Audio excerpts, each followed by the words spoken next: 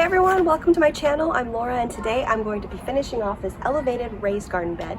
This video is the second of my three-part series of how I'm putting together my elevated square foot garden project. In my first video, I took an old planter and turned it into a healthy garden ready to grow some plants.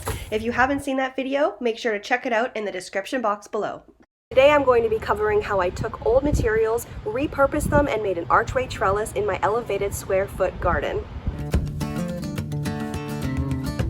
And I'll be showing you what plants I chose and why. So I'm reusing this tubing from my other garden bed. I'm going to repurpose this. They're approximately the right length already. I'm just going to test it out. The idea is to have the trellis going along the wall and arch up. So once the trellis is finished, I'll be able to transplant my plants. I'll sow some seeds and I will watch it grow.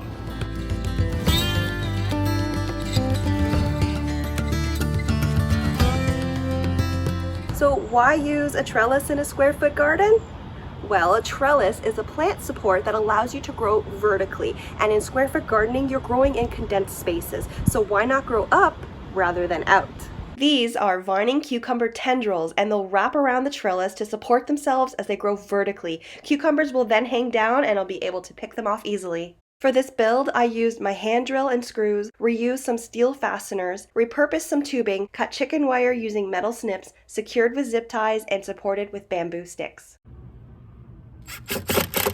I only need one fastener. I'm going to be pushing these tubes down into the dirt, into the garden bed, so about a foot, and it'll be quite secure.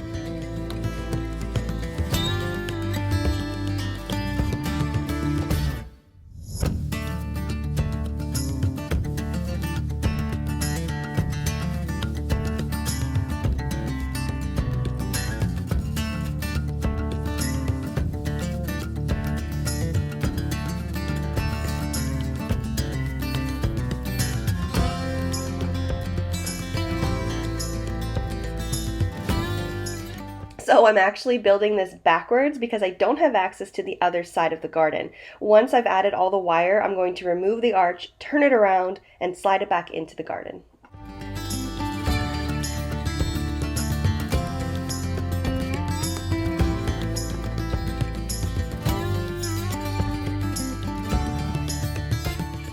Since these tubes are hollow, I'm adding bamboo sticks into the holes for extra support. This will secure the structure better from the wind and any fruited plant weight. The trellis wasn't as strong as I wanted it to be, so I decided to weave some bamboo sticks through the wire and form a grid. In hindsight, it would have been less challenging if I added these while the trellis was still turned the other way. So at first, I wasn't sure how this project would turn out, but I'm really happy with the results. The trellis is doing its job, the cucumbers are climbing, and I'm really liking this extra vertical growing space. It's perfect to hang and dry my herbs.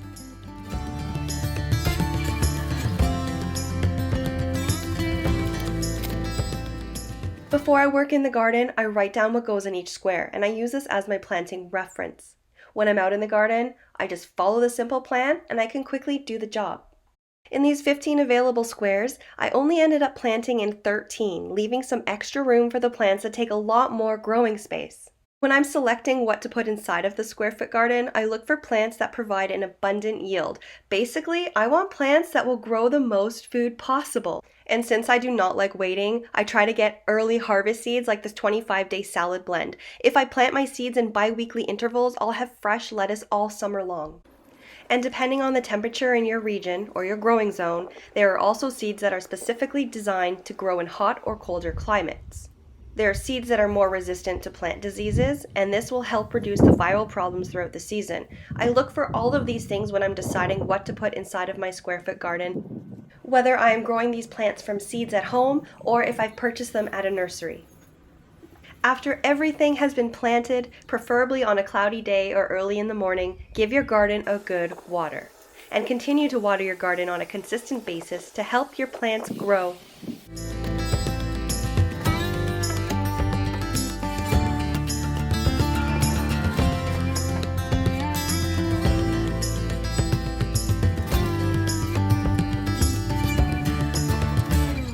So what am I growing in this garden bed? I have some squash, some hot peppers, cucumbers, tomatoes, carrots, lettuce, tulsi or holy basil, some more lettuce, carrots, green onions, flowers, marigolds, and way at the back I planted some beets. So in the third and final video of this series, we'll be going over garden management. So taking care of weeds, pests, watching your growth, harvest, and even reseeding to have a second crop of the season.